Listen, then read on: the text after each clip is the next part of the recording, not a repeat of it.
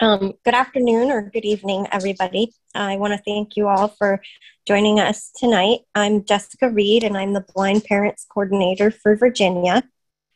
We have an absolutely packed agenda this evening with a focus on a little bit of diversity. And we are all blind parents or blind parents to be.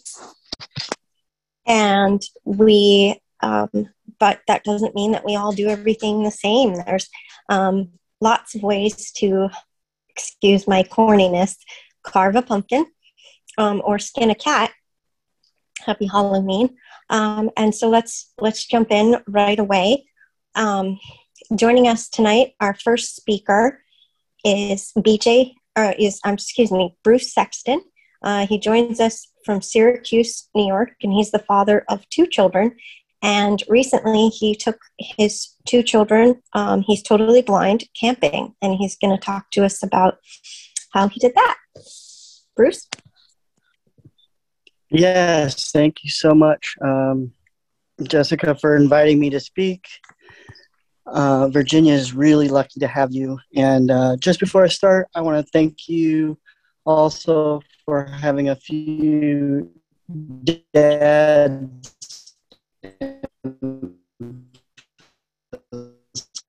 here. All right, so saying yes to playing with your children as a blind parent, it's not always as easy as it sounds. What if the game has the potential for, what if it involves running or quick movement indoors, outside, space? What if it's more of a thinking game, but has many moving parts to track and is not really fully adapted to the blind? I don't know about you, but these prospects make me nervous. My stomach clenches up and I want to take the easy way out and say, no, not right now, maybe another time, or simply, I'm blind, I can't. Sadly, I've said all of the above, and it hurt to see my kids' disappointment. You know, after all, kids grow up fast.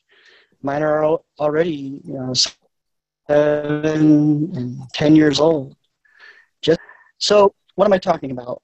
Games with the potential to hit you in the face, like Frisbee, baseball, usually a ball.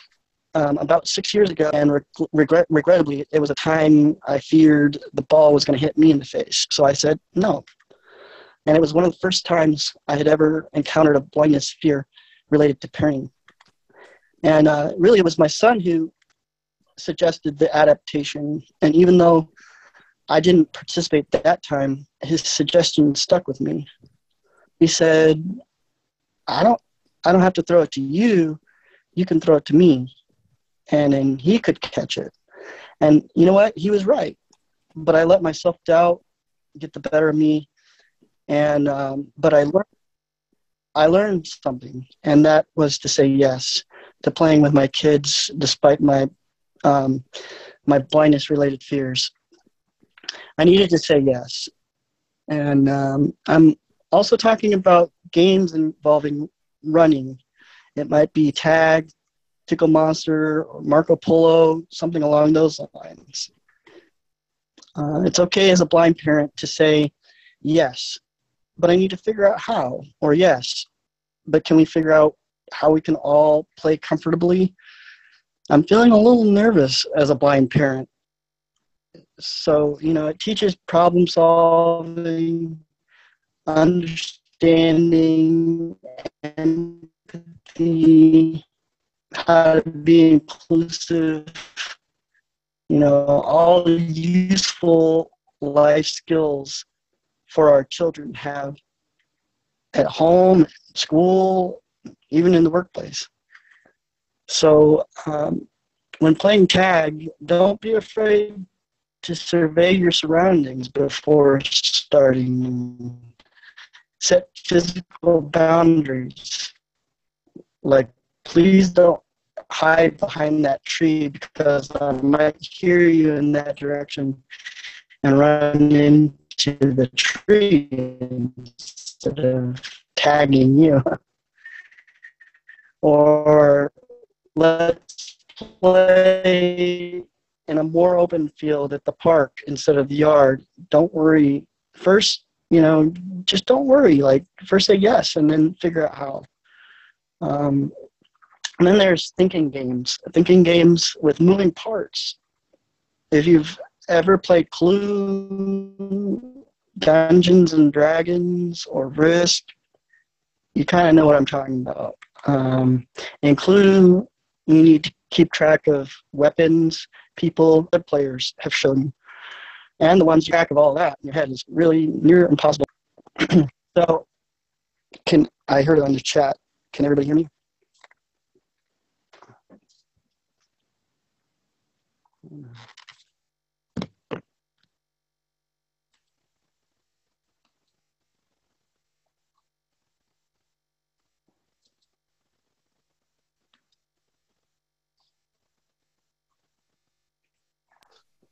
All right. Bruce, Can if you everybody can hear me, your bandwidth is a little bit low, so see if you can if we can hear you now. Try again.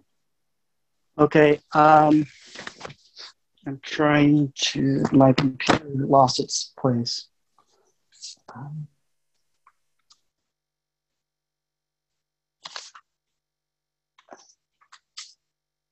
I'm sorry, guys. It's my computer's now not talking to me.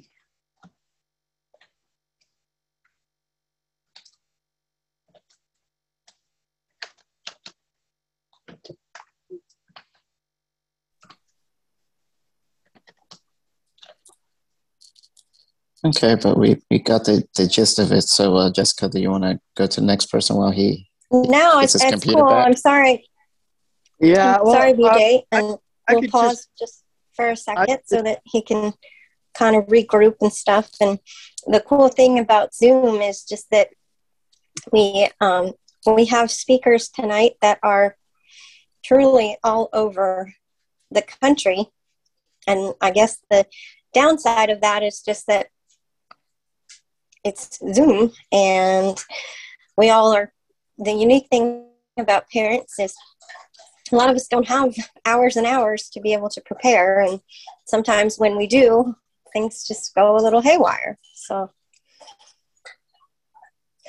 BJ, do you think that, I'm sorry, Bruce, do you think that maybe giving you a couple minutes, or would you want us to come back to you, or?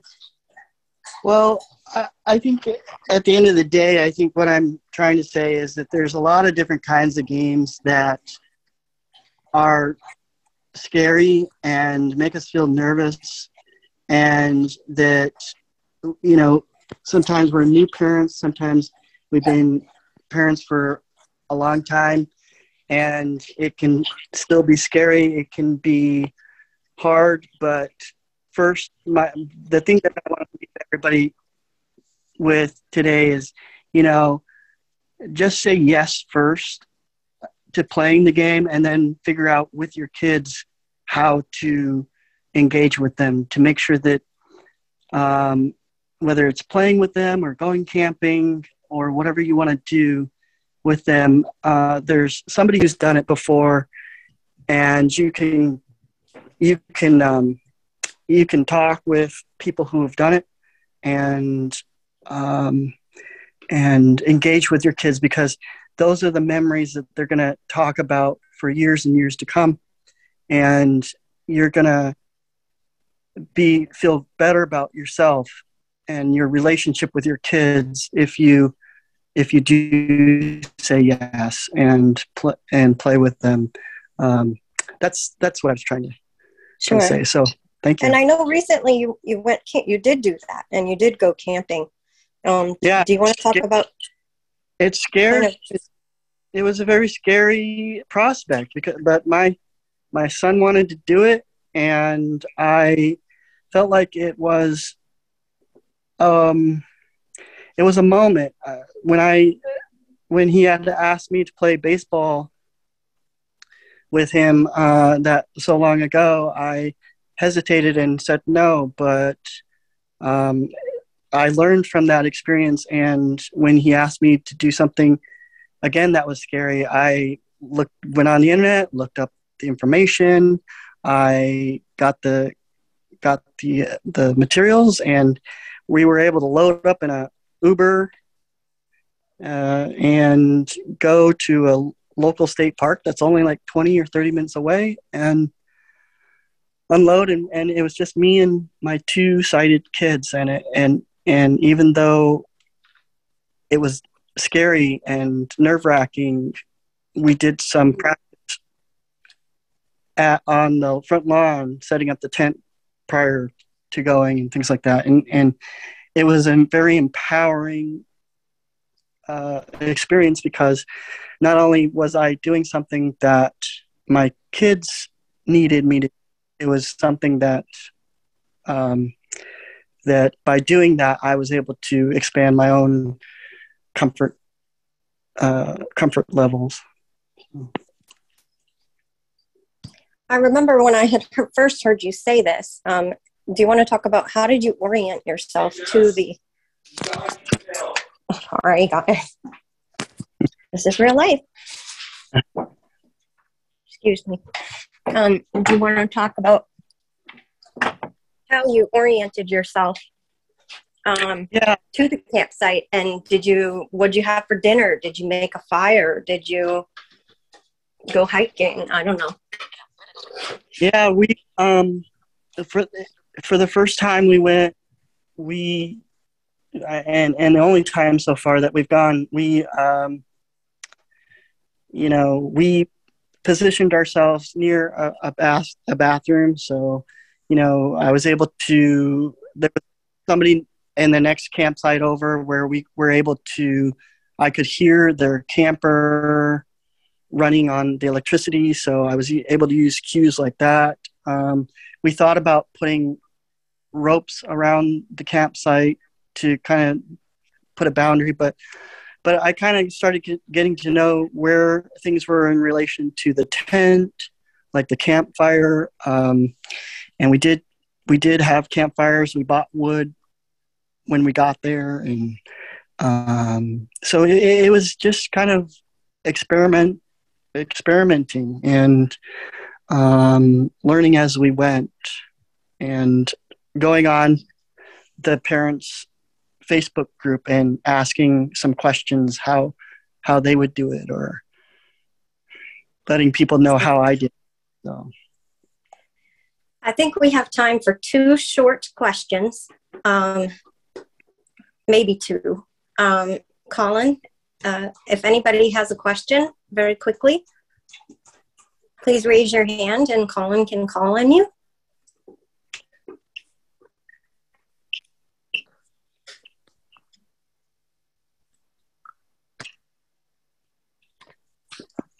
I think Okay, David, I'm going to unmute you. Hello? Yes, we hear you.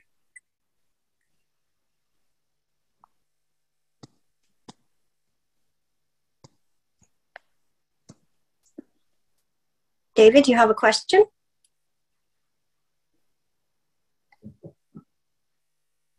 Can you hear me now?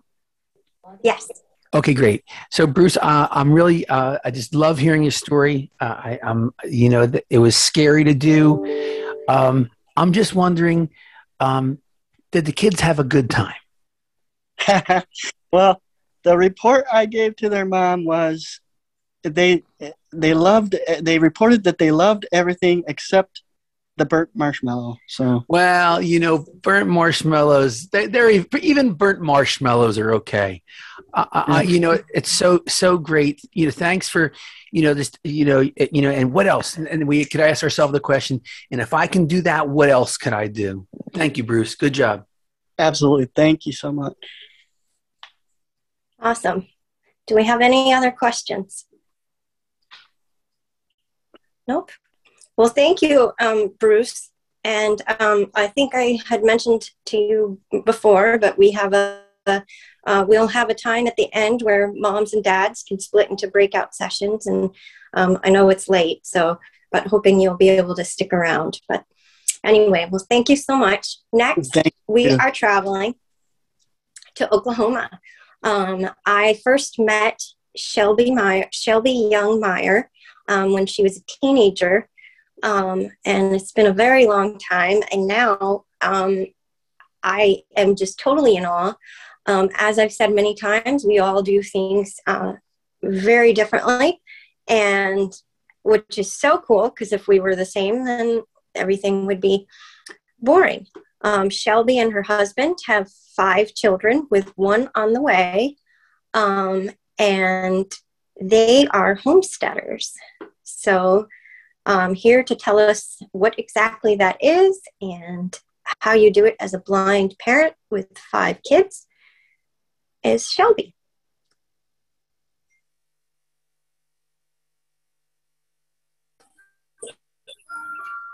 Okay, can you guys hear me? Yes, ma'am. Okay, let me know if my internet cuts out, because I can move or whatever. So like Jessica said, I'm Shelby. I have 5 kids. They are 9, 5, 4, 2, and 1, and then 1 on the way.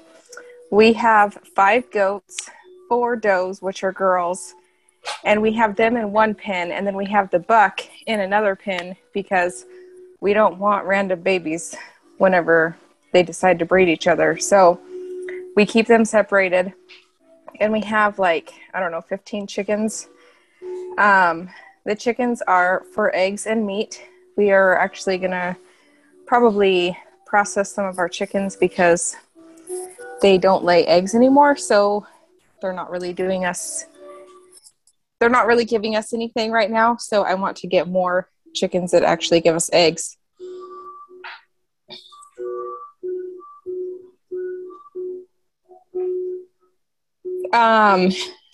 And then we have, I gotta count. We have 7 rabbits. 2 of them are just little pet rabbits, and then the others are for breeding. And we plan to sell or eat. That sounds so wrong. Butcher the babies and have their meat in our freezer just in case we ever need that. So each rabbit has their own pen because, again, we just don't want random babies all the time. So we will schedule the breeding, and we have to, I know which rabbit is in which pen because I put them just in a certain order, and I can kind of tell which rabbit is what by the feel. And so then we also have some dogs which roam the neighborhood because they're a breed that thinks that the whole neighborhood is theirs. And we have a couple cats. With the goats, once we breed them, we are going to start milking them, which is something I've never done before. So actually, I've never really done any of this, so I can't tell you how it's all going to go. Maybe I'll fail and give up. I don't know. But for the food containers, so we can keep each feed separated, we have these big dog food containers. They hold 50 pounds of feed, and we put Braille labels on them because, for example, the rabbit and goat pellets and the chicken feed can all actually feel really similar. So we just have them all in a line, and I know which order they're in, but in case someone, like a kid, decided that they wanted to play musical feed containers, if I ever got confused, I could check the label on them.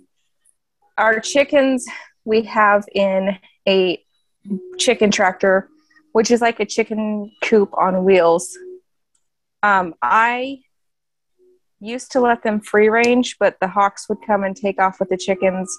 And then if I had to put them up at night, that was harder for me too, because I couldn't just look around the yard and make sure all the chickens are up. So they're in a chicken tractor that we're able to push around the yard so they can fertilize different parts of the yard that we want them to. And they also eat a lot of bugs, which in Oklahoma, there's a lot of bugs. I don't do this all. I mean, I guess I kind of do it all myself. My husband helps too. But the kids are, since they're still young, they're still being trained. They have chores to do. Like my 4-year-old, she has to feed the cats.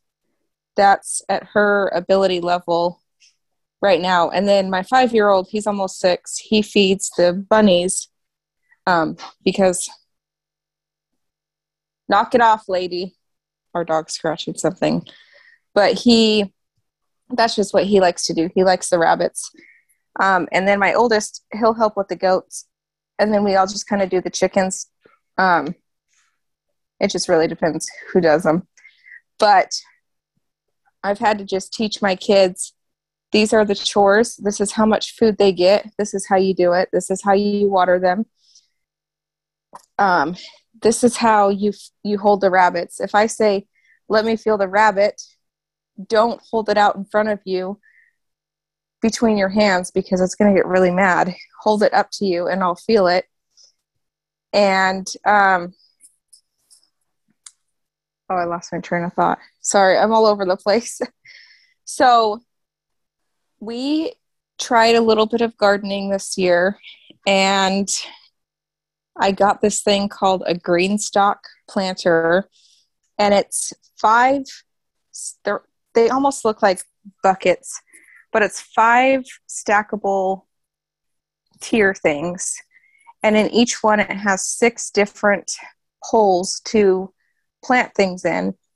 And so we planted stuff, and I'll admit it didn't do so well in there. I could have done a better job of caring for it, but we did somehow succeed at growing a whole bunch of watermelons.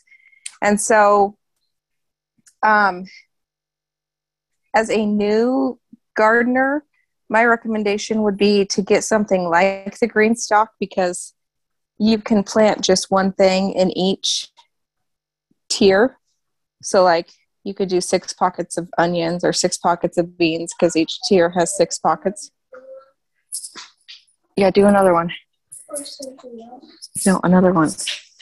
And that's how I was able to tell. Like the bottom we did beans, the next one we did beets, then we did carrots, and we did some cilantro and a couple other things that I don't remember. I also homeschool the kids. So on a perfect day, which has not happened this week, it looks like we get up and each kid has a list of things to do, like feed an animal, pick up a room if it needs picked up, if it wasn't done the night before. Then we eat breakfast and we jump into school, which we all do together. At the beginning, we do it together. We do what we call circle time. And we just, sing some songs. And my oldest is like rolling his eyes most of the time because it's geared more towards the little kids. But I have him just participate. And then he goes off and does his independent work. And I pull it up on my computer or my iPad just in case he needs help with it. And if he needs help, he can ask me, or my husband's been working from home, so he can go ask him if he needs to. And while he is doing that, I work with the little ones. And I do it youngest to oldest. And even if it's like 10 minutes of playing blocks with the baby, and then 10 minutes of building something with my 2-year-old, and then my 4 and 5-year-old, we do more educational stuff. But even if it's just 10 or 15 minutes. So I try and fill their love tanks, youngest to oldest, and that can seem to help sometimes. If the younger two are especially fussy, then I have a baby carrier that I will put my youngest in. And then my other one, he's just wild. He's very wild. And so I just have to, let him flip off the furniture sometimes, even though I may not like it. That's just what has to happen. Or other times I can get him to color and sit at the table fine, but I have to have creative tools to try and keep them all busy, and it's tiring. And I try to be done with school before lunch, and it doesn't always happen like that, especially for my oldest, because he has more work to do than all the other kids. But if I can get time with all the little kids before lunch and then put them down for quiet time and hope they have a successful quiet time or nap time. My kids stopped napping at like 18 months old, so it's hard sometimes. Then I can really focus on my oldest and have him, help him do his work. And I have him explain to me, for example, if he's doing math, well, how'd you come up with that answer? He has to verbalize what he did, and we can talk about if he's right, if he's wrong. And like I said, I have it on my computer so I can see the problem that he's on and then work it out if I need to, it's easy enough stuff. I know the answer, but I can help him with that. I also have a math window, and I don't know if you guys have ever seen it, but it's a magnetic board, and it has different numbers and symbols that you put on the board, and you can work out problems. I used it in like high school, but I got it because I thought it would be good for my kids to be able to work out problems on. The tiles that are with it are, they are print and Braille. So the kids can see them and I can feel them, and they can work out, problems on it. And I can feel, okay, this is what you did. This is where you went wrong. Or, you did it right. Good job. With handwriting stuff, we do wiki sticks or kinetic sand or Play-Doh or pipe, even just pipe cleaners my kids love pipe cleaners. And I can just have them make the letters for me. That's what I would have my son do when he was younger, my oldest, but he doesn't really need to do that anymore.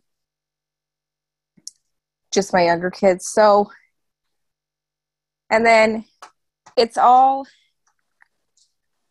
feel like I have to have a lot of structure to run a ship like this, and it's chaotic, but I wouldn't trade it. I have started making more food from scratch, like breads and homemade whipped cream, which I know is really simple, but the kids love to help when I make foods like those.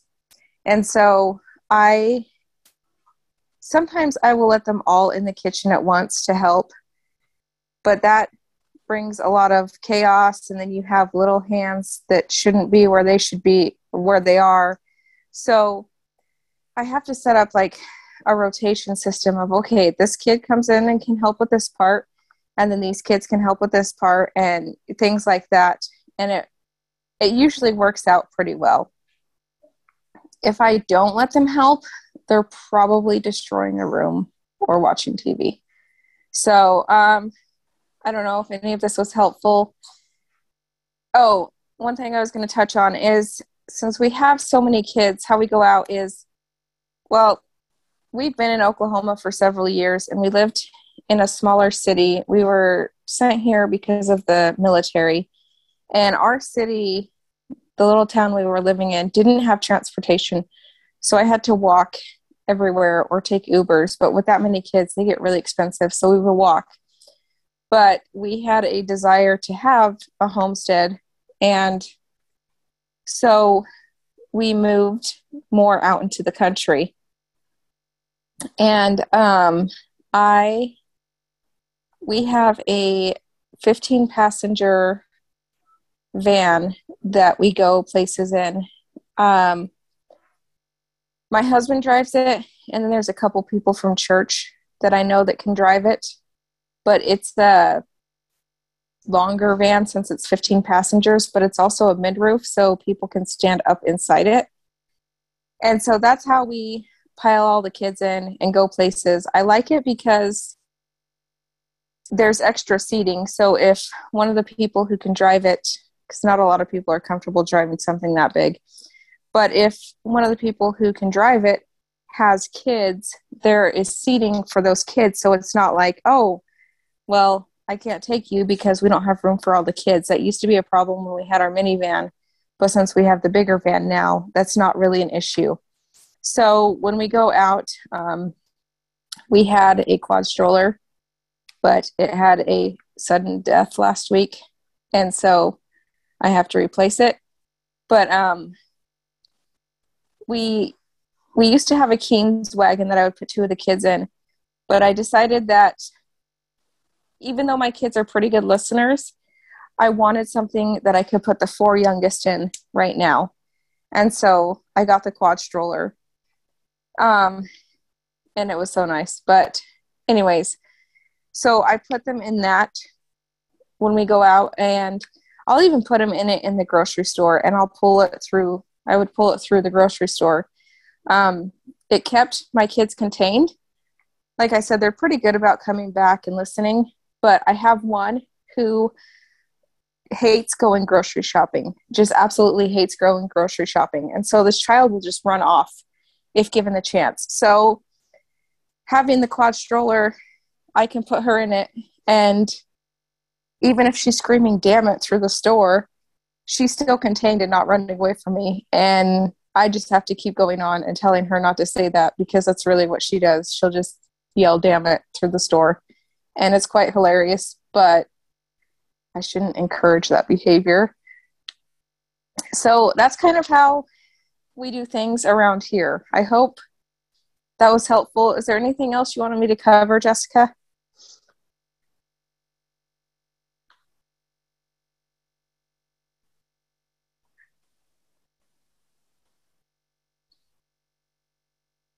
Can anyone hear me? Oh, Yes, I can. I'm sorry. Okay. I was You're unmuting. fine. Does anybody have any? We have time for one question for Shelby. If anyone has any questions. Shelby, I just think that everything that you do is just so cool. Like, I'm kind of getting tired physically just even hearing your day. I feel like I can't even juggle 2 kids, let alone a gajillion animals. And but you're sometimes kind of I drink more Dr. Pepper than I should. Oh yes. Diet Coke, coffee, like, all I can do. I don't know. I just think it's so cool because, I mean, when do you do laundry and like stuff like that? I just have to throw it in like during quiet time. If we're done with schoolwork, I'm like, I decide, do I want to rest or do I go do dishes and laundry? And it just depends on the day. So my husband is, he's pretty good about helping around the house too. Like, he'll unload the dishwasher before working, and he'll switch clothes over or pull them out of the dryer for me. Just, he does things that when he can, but, yeah, I just kind of decide, do I want to sleep or rest, or do I actually want to do housework? Do you fold laundry? Excuse me. I don't know. Honestly, I don't always fold it. Like, yeah, I know a lot of people don't. My sister has 4 kids, and she's like, no, you just lay it in the drawer and it looks neat. Yeah. The kids go through and unfold it anyway. So I'm like, here, set these in your drawer. Yeah. If you want them folded, you can do it yourself. Right. Yeah. Yeah. That's so interesting. Well, thank you. Yeah. Thanks for having me. I should try and be back on. Yeah. Yeah. We'd love to have you. For sure. And I could pump you all day with questions, but anyway, awesome. All right. Well, next we have, is Emily on? I don't know if Emily has made it. Emily Gibbs? Yeah. It said she joined just a second ago, I thought. Yeah. Did she just join? I'm sorry? Hello, this is Richard Gibbs. Emily Hi. Yes. is You're just out of the the room. She'll Mr. be back in Emily. a second. Huh? You're the Mr. Emily. Yes. Hi, I'm here. Sorry, I was flipping laundry. Hi. I heard you guys talking about that's laundry. okay. I was like, my laundry. Yes, totally relate. Speaking of laundry, what a good segue. Emily, with Christmas coming up, I know I, for one, am kind of at a loss of what to get the kids, so go ahead. So Richard and I we run 64-ounce games.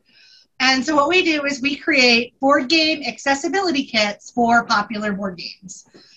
With our kit and the print game together, you can play pretty much any game that we offer with Braille.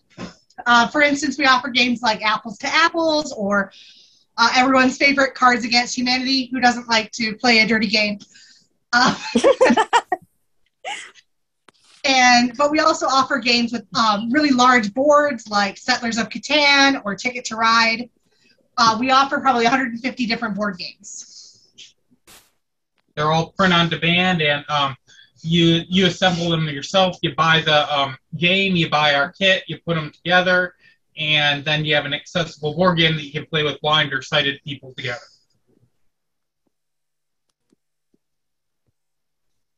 So we don't just have games for adults. We also have a lot of different games for kids. We offer Candyland, Chutes and Ladders, Sorry, and then games that you might actually want to play like Monza or Castle Panic. Castle Panic is my 6-year-old's favorite game. So are the games already adapted, or you buy the kit where you adapt it yourself? So the kit is an adapted version of the game that goes on top of the print game. So it's if it's a game board, it might be a plastic overlay that allows you to see the entire map. If it's cards, there's stickers that you put on the cards. Some games have QR codes that go on the back of the cards. It really depends. Every kit is individualized because every game is different. And so every game is every game kit is a little bit different. Sure. Do you have games that are your most popular? Cards Against Humanity is hands down our most popular game. But we have a lot of other games that are pretty popular. Apples to Apples is, of course, pretty popular. Exploding Kittens is a big seller. Yeah. Other than that, Taboo and Categories we both offer, and those have been really popular too. It just depends, and it's funny. They'll go a long time of no one ordering such and such game, and then all of a sudden I'll get 3 orders of the same game. And I'm like, no one's touched that in a year. Why do they all decide to play it at the same time? But it's just interesting. We've sold a lot of Pandemic this past year or so. Apparently they didn't have enough with COVID. They wanted to have more of the global pandemic.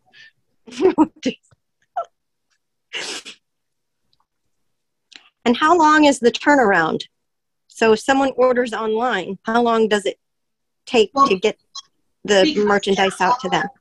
They're all print on demand, so it means we don't really keep a supply of games in our house. We make them all handmade to order.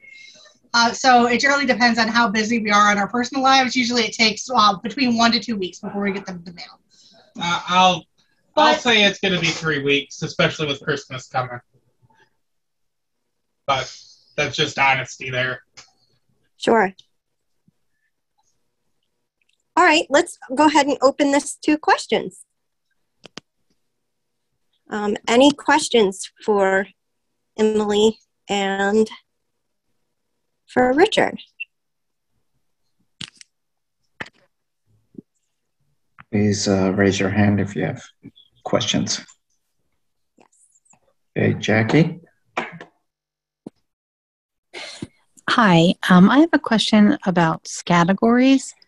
Since that dice has all the letters on it, do you just put like one Braille cell on it so that you know what the letters are, or how does that one work?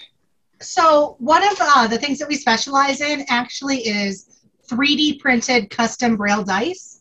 That's what we've been doing since the very beginning. From the very beginning we started out making RPG dice, so D20s and RPG dice sets. So the category die is actually custom 3D printed with all of the letters on it. Oh, okay. Excellent. Thank you. And if you don't have a game, can one be requested? Yes. I don't know how, sometimes it takes us a while to get to it, but we do absolutely take requests. Okay. Thank you. Right. Yeah, it just depends on if it's a game that we think is appropriate and we have the time to do it. You're going to get if you want to request a game, you're going to get it done in the summer a lot faster than during the school year. Both Emily and I are teachers, so the school year, and we have 5 kids, so the school year, there is no time. So. Okay, John. My question is a 2-part question. The first one is, how would you able to adapt to Taboo? That's a very popular game amongst my family members. And secondly, how will I go about ordering it? Okay. Taboo is done on huge Braille. My wife is working on the ordering it part of the problem. It's done on large cardstock. We'd have cardstock pieces that have the same words as the Braille. And what you have to do is you put the same words and attach them to the Braille, the regular card. So the sighted person would be looking at the print version of it, and the a blind person looking at the Braille version of it.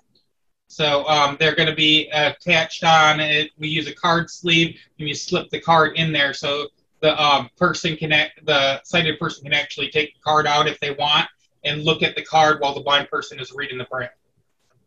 All right. And I put our website and one of our email addresses in the chat. Our website is 64ozgames.com, and so all of our Braille kits are available on our website. Did that answer your question? Yes, it did. All right.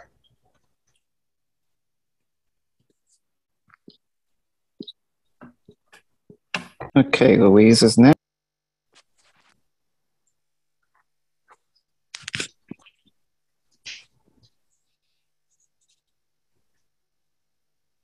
Oops, sorry, that took me just a second.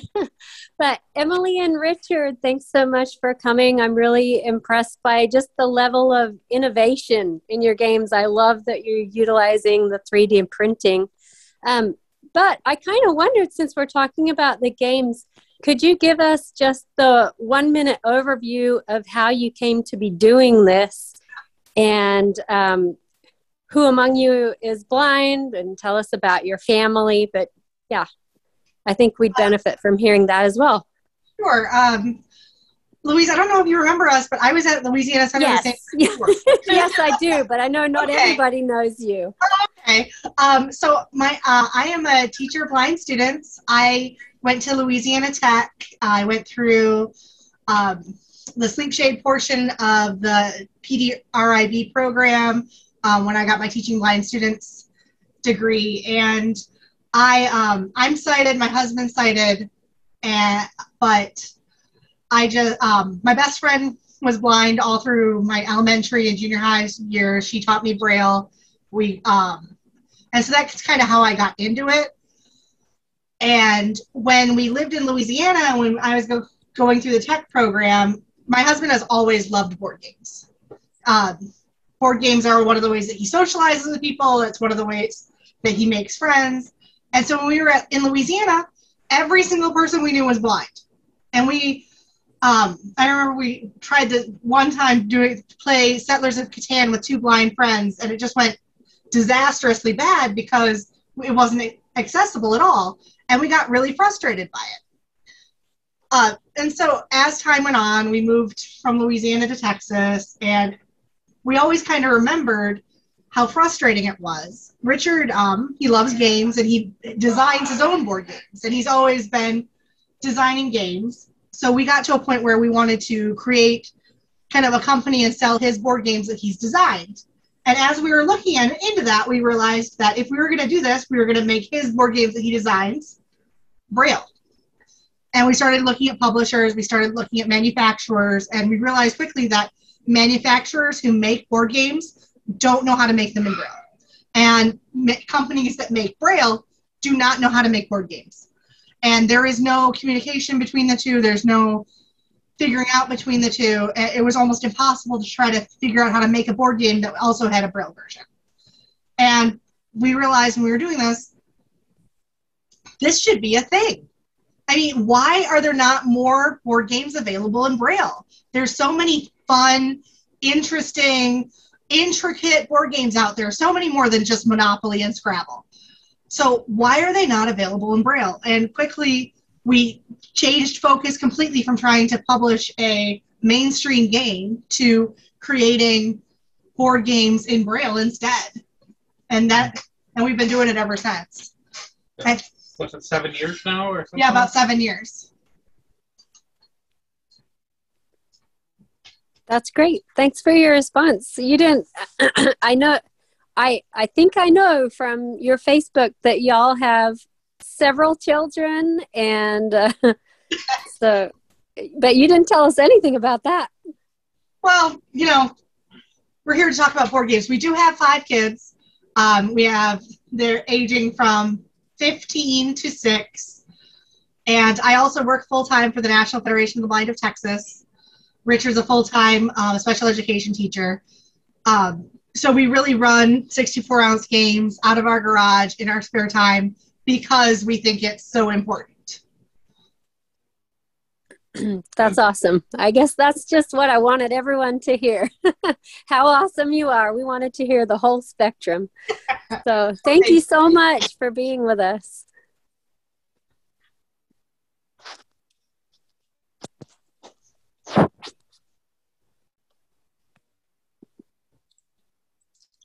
Yeah, Emily and Richard really are kind of the salt of the earth. In my spare time, I feed the homeless, and no, I don't have that kind of spare time. No. I know. I just, if I had 5 kids, I don't think I'd have any spare time at all. But any other questions, Colin, that you see, or? Not so far. All right. Anybody have any other questions? Please raise your hand. Emily, can you just repeat the website one more time for us? Absolutely. It's in the chat, but the website is www.64ozgames.com. And our email address is braille@64ouncegames.com. Awesome. And thank you so much for having us. It was great talking to you tonight. Thank you. Oh my gosh, this is making me miss our Louisiana days. Well, awesome. Hope you get a nice boom for Christmas.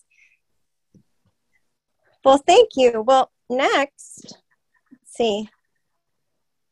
Trying to see, we are, I believe, running a little bit ahead of schedule, which is always a good thing. Is Mike Fish here? I do not see him unless he has a phone number. He's sharing me.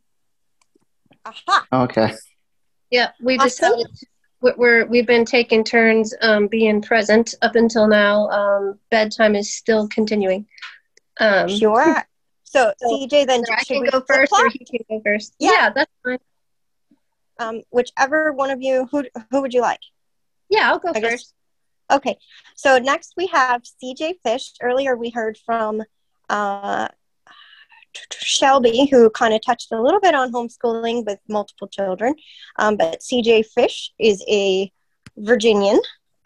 She and their 4 kids and their husband live in Mechanicsville. So CJ? Hi. Shelby touched a lot on, a lot on homesteading. We don't do homeschooling. We do, but just to give a little bit of background. So we have 4 kids ranging from 10 to 3 boys and a girl. And, you know, when I started parenting, I thought it was just going to be learning how to parent blind, how to take care of babies as a blind parent. Just the challenges that I've always faced of coming up with workarounds for everything. But as life tends to go, it has greatly expanded from there. So one aspect that I was going to touch on today is babies. So we have about 2 years between most of ours, but you know, going in to the hospital or whatever birthing option is chosen, you know, there's always going to be that piece of being a blind parent in the middle of a sighted world, just like in every other aspect. And learning baby care, you know, I wasn't ever allowed to touch a baby growing up because, you know, blind person can't handle a baby. Is kind of what a lot of people believed. So I didn't really learn any baby care until I had my newborn in my arms. And so needless to say, you know, I realized, just like with every other aspect, where there's a will, there's a way. And just adapting every aspect of parenting to use, not to use vision. Lots of questions of like, how do you even know you need to change the diaper? Well, this is pretty simple. It's either going to be kind of look like it's full of something, or it's going to smell like it's full of something. Either way, it's time to change. So, and just learning as they get older, toddlers, and they're running around, they're more willful, having a way to give them that freedom, but yet stay in control of what's going on and where they are, and behavior issues that might need to be addressed. Some of just a couple things we used were backpacks with, I don't like to call them this, but leashes, because they are kind of, and that gives them about 3 feet of room that they can kind of feel independent, but yet it's around my arm at any point that you think you can get away from me, and I will remind you that you can't. We also found strollers that were usable with flip handles and that kind of thing. But I wear babies a lot, or did wear my babies a lot, even in the house. We've had several with some challenges, medical challenges or other needs. So a lot of baby wearing in this house. And so just basically Braille labeling, organizing things, knowing where things are. That got harder the more children that were added, because things don't ever stay where they got put. There's always little hands, little feet that are relocating things. But basically just staying patient and keeping a routine helps a great deal.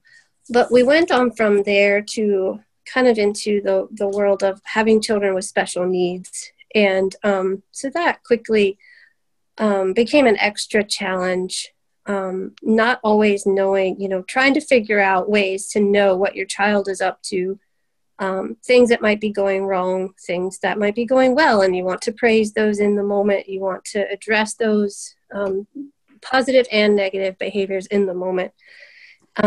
So playing a lot with the kids, being present with them, jumping on trampolines, running around in the yard, as Bruce mentioned already, going around on playground equipment with them. Thankfully, I'm pretty short, so I could fit pretty well. Weight capacity, maybe not so well, but I did it anyway. And then we entered or kind of simultaneously while all this was going on, the homeschooling journey, and which is the other piece that I was going to discuss today. But that multitasking, and, you know, somewhat similar to Shelby, we do have a together time. It can go throughout the day at different times based on needs of each child, meeting everyone where they are and teaching in those moments. And any moment can become a teachable moment. But with all that going on, then there's still the house to manage. So when independent work can be given, we're still working on that. As I mentioned, we've had special needs ranging from dyslexia, autism, and just, you know, a high needs situation, and a lot of one-on-one is needed. So training the kids to be able to do some things on their own, but a lot of this stuff is together and we're all in it together. Chores are being done, and then of course they get to see that, you know, they may try to get away with things, but they can't. That we always find out eventually. And just trying to, you know, a lot of times I've actually taught them that, okay, that looks clean to you, but bend down here, let's feel this. Or we're washing dishes and like, yep, I've got all the soaps off, it's clean. Oh no, wait a minute, you need to feel this. So I think my kids have a deeper understanding of how to use their other senses to make them into more well-rounded individuals. And I think that's a perspective that that we can offer as blind parents. And I would urge is a valuable lesson for them to learn, that being solely dependent on one sense alone is not always the best way. That there's a lot of information you can gain from senses, and to have a multi-sensory input as you do with school is just as important as in real life, and that those things can be put all together for a more enriched experience of life itself, and better performance on school and chores and everything. And that one of our biggest goals around here is that they can appreciate people for who they are, life and its experiences for how it makes them better people. And sorry, as my clock sings that it's 9 o'clock. But it's chances to see the world in a different way. And so, yes, there's transparency of like, well, we're going to have to change this a little bit because I want to participate with you fully in that, and I want to appreciate your artwork. I want to see that you wrote that letter so beautifully. And so a lot of times it's having them verbalize, it's being in the present with them, because they talk and talk and talk as they're creating these things. And there's always a story behind it. And so to me, the story behind it helps appreciate what they've done and their work, and it gives them that sense of pride, because and as I've really been surprised at times where they will attempt to make art that I can feel and appreciate, and those have been some of my most special moments, so with my kids. But other than that, I kind of just wanted to open it up for any questions or anything that I can specifically address, because it's two really broad topics and just a lot of things learned, and I have a lot more to learn and grow. But yeah, if there's anyone that has a question, I'd be happy to answer that to the best I can. Thank you, CJ.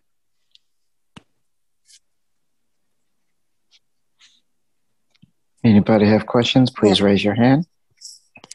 I'm telling y'all, CJ is the one to go to. I call her at least weekly.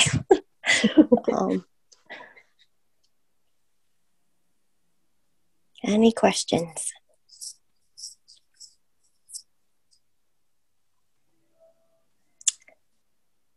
No, none so far. No? Well, CJ, thank you. I know that you covered a lot, and I think, it was interesting to hear you discuss the homeschooling, because earlier we heard Shelby, and you and Shelby both homeschool, and kind of like with anything, just because we're blind parents, there's a million ways to accomplish something. And I think the biggest gift that you can get from a program like this, or from a group like this, is the resources to be able to just ask and connect and exchange frustrations, or victories on how you accomplish something, and to learn, that somebody does something one way, well, that doesn't necessarily work for somebody else. I don't know if I could have 5 kids and 20,000 goats, and I don't know. I have to confess that when she was illustrating a day, I think my brain shut down. So, I just, so thank you. And I'm thinking, is Mike around? I know we're kind of jumping around. Or I'm sorry, is Sean on yet? Sean is not expected until about 9:15, and I don't believe he is on yet. So let's go from one swim over to the other side of the fish tank to the other fish. Mike Fish. You're not me right now, Jess. Sorry? I said you're lucky you're not. I said you're lucky you're not near me right now with that fish jug right now. Just saying. Yes. Mike Fish is the technology instructor for at DBVI, the Department of Visually Impaired in Richmond, Virginia. He is married to the lovely CJ, and together they have 4 kids. And Mike additionally has a son, and CJ a stepson, Nathan. And Mike is going to take off his technology hat and discuss something that maybe isn't discussed as much, but just like blind folks, sometimes we get married or have a child, and it doesn't go the way that life plans, and we need to learn how to co-parent. So Mike tonight is going to talk to us about how to co-parent as a blind father. Mike? Thanks, Jess.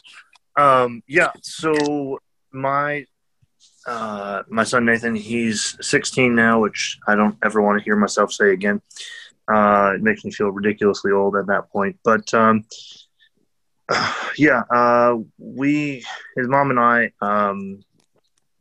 didn't get married. It was one of those things that just didn't work out. He was about, say, 10 months or so at the time, and we had tried off and on to kind of work it out and keep custody going on, things like that. But at one point, she had taken him away from me permanently, for about 6 months or so. And I just didn't have anything to do with him. Couldn't get up with her. She wouldn't return calls. I ended up going to court to handle the situation and get joint custody. Some interesting things. I'll give you 2 of the big things that came out of that. One is I came to the courtroom and asked them, hey, I want to pay child support. It's not a ton, it's what I can monthly afford. And they basically were like, well, why did you bring him here for support if he wants to pay it? Because he wants to pay it, it's kind of rare, so we're going to have to rewrite the order for her to ask for it, not that he's paying it. So that was a little weird. And then the other thing was, because I wanted joint custody, I had to have visitation. I had to have somebody sighted be there for visitation. Happened to be my mother at the time, and that had its own set of challenges, but we're not here to talk about those. But that ended up working okay. I think, there's always the questions of, well, why did this happen to him while I had him or while you had him? especially that early on before you really kind of, if you can work through that relationship, you really, do the blame game a lot. And that's never good for anybody. And it turned out that I moved out of New York and moved down to Virginia. And so joint custody looked different. It wasn't every other week like it had been. So, maybe it's once or twice a year I got to spend some time with him if things worked out like that. He would, we'd meet halfway sometimes, or I'd go up there, or, like I said, they meet in the middle. One time we met in Maryland, and his mom went and did something for the weekend, and I had him for the weekend, and we went, saw a movie, ate out, did some stuff. So that was, fun to do that. When I go back up to see folks, I always go, spend some time with him while I'm up there and things like that. But, communication's the key with any of that. I think, really being there, if you're not there in person, you're there when the situations call for it, when you're needed. That really kind of hit home in the last year and a half, 2 years, year and a half, I guess, almost. Nathan was diagnosed with leukemia. So that's been a struggle. And, I'm not up there for that. So I'm, close at hand on my phone. If he wants to talk, his mom wants to talk, medical questions, things like that, just being as present as you can be. Thankfully, it's really helpful. CJ and Nathan's mom get along pretty well. She'll actually go talk to CJ about certain stuff, and then I hear about it secondhand, which has ceased to irritate me over the years, which is good. But it was an interesting dynamic, and that's my dynamic. That's just the way that things worked out. I understand that's not the way it works out for everybody by any means, but try to keep that peace, if you will, even if inwardly you don't feel like it. You're not doing it for you. You're not doing it for the other party. You're doing it for the kid. And I think that is where the focus needs to be. If it didn't work out between you and the other party, that's how it goes. But you got to be there for your kid. I go back to the whole court thing where it said, where they said, oh, well, we have to write the orders so that she's asking for it. What that tells me is that, dads have such a bad rap. They don't know what to do. The court system doesn't know what to do when a dad actually wants to come forth and support the child that they fathered. And that's just a sad state of affairs. Back to one thing that CJ mentioned, though, and a different thing is the hospital situation. When he was born, I didn't have to prove myself there. I didn't have that issue because, the mom was cited, the family around was cited. So I don't even know what they thought I was at the time, but so that wasn't an issue at that time. But then, with our four, we always kind of felt like we had to prove ourselves a little bit, or we're worried about what people would think, so that's pretty much what I've got. I think, like I said, the best thing to do is to really keep that communication open. Because especially if you're not the parent who has the child, it's very easy to get cut out of that situation.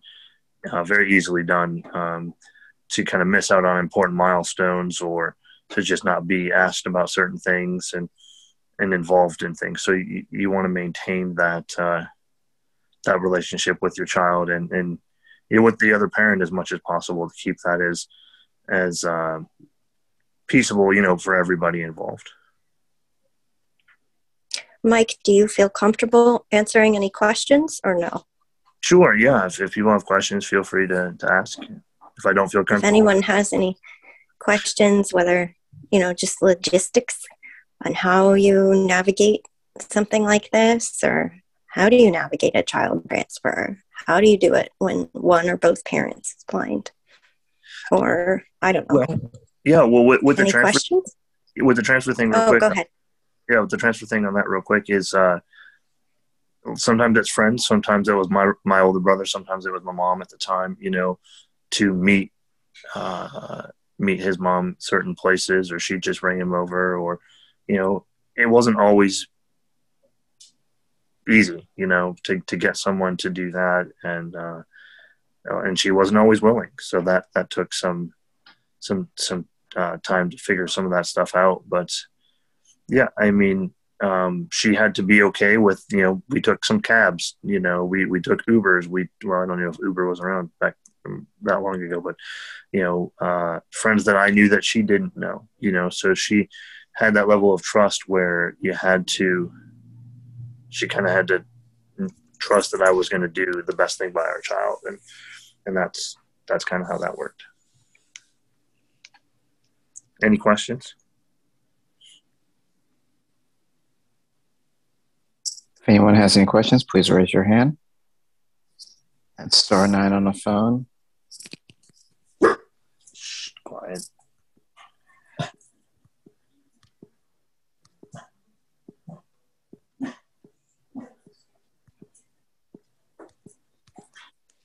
Pardon the dog.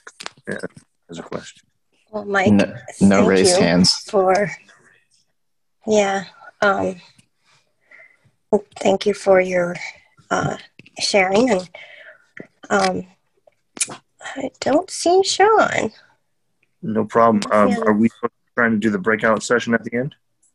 Yes. So if there's questions, I know CJ. We have Francis has a raised hand. Oh, go ahead.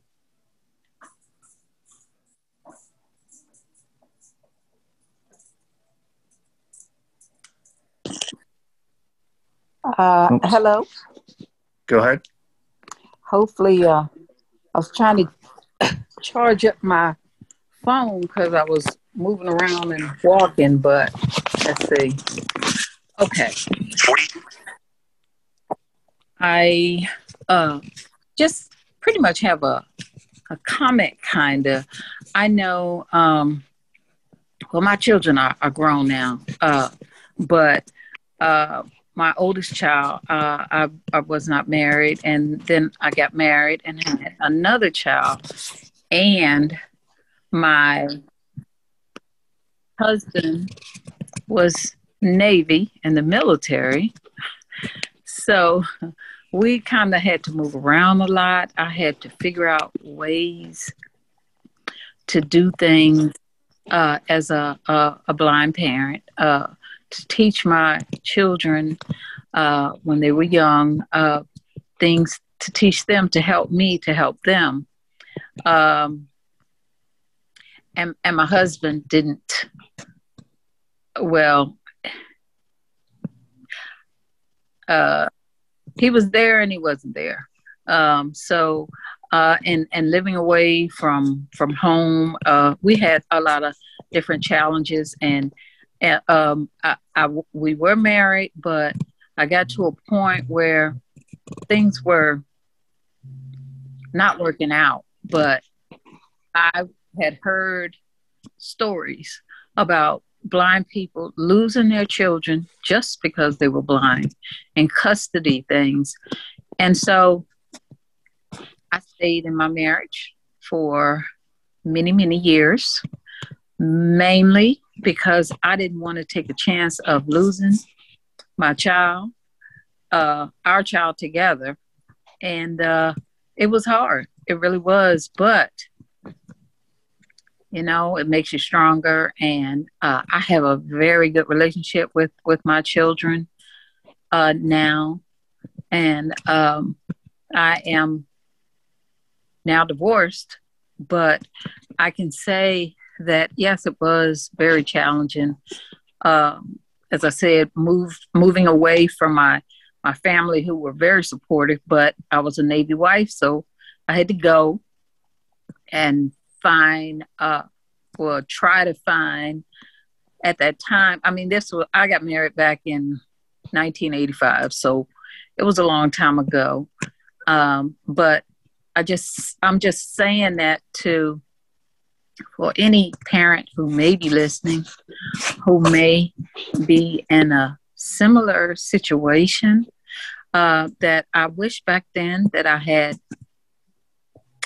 a group like this to be able to call, to be able to share, to be able to just talk with.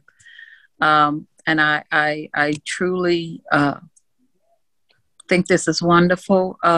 The parents group being here to help other individuals who are blind, and in the federation or not in the federation, to be here to help others. So, and any questions that anyone has, like pertaining to a similar situation, I'd be happy to talk with anyone. That's it. Thank you, Frances. Sure.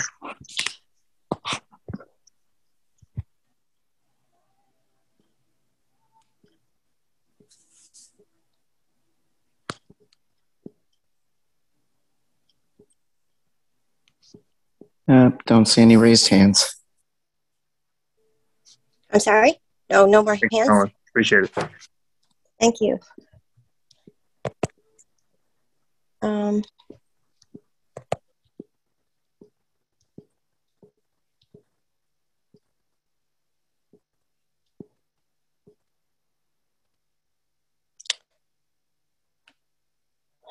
Okay, I am wondering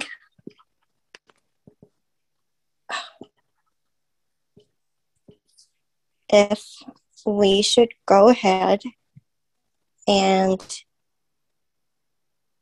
what we're planning on doing is breaking into some breakout sessions. I'm thinking that our last speaker was Sean Calloway, who is the president of the National Federation of the Blind of the District of Columbia.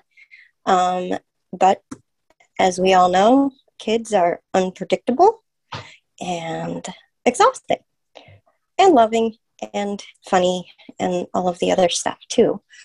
So I'm thinking maybe Sean had another commitment.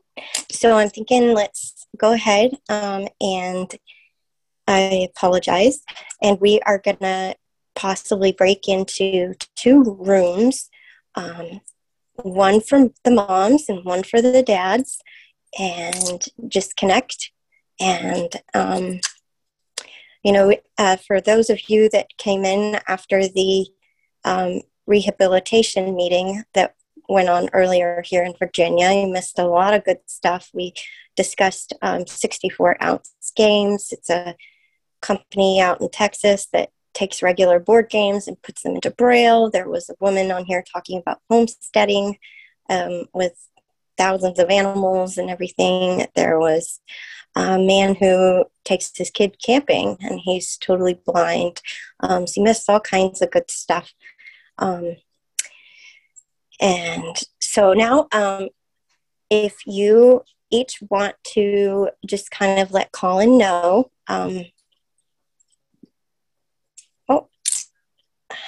excuse me, I'm sorry, Mike, can you start? Our speaker is calling me, so give me 1 second.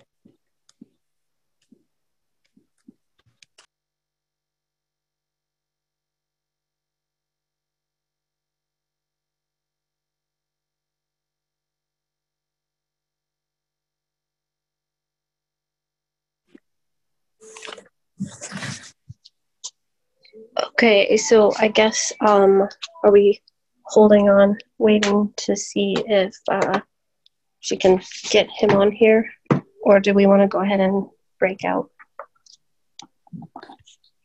We are ready to break out, Jessica, so you just let us know. Yeah, Jessica had to run off because, oh gosh, what's his name? My mind just went blank. Yes. Sean, thank you. Sean called her, so when she had to answer the call, it kicked her off of Zoom. And she had asked Mike to keep going, but Mike ran off to get on Zoom so we could break out because he was borrowing mine. So, well, we have the room set up, so if you want to start, we can do it one of 2 ways. So if you identify as a mom, if you would raise your hand, and we'll move all the moms into the mom room, and then we'll go for the dads. Okay.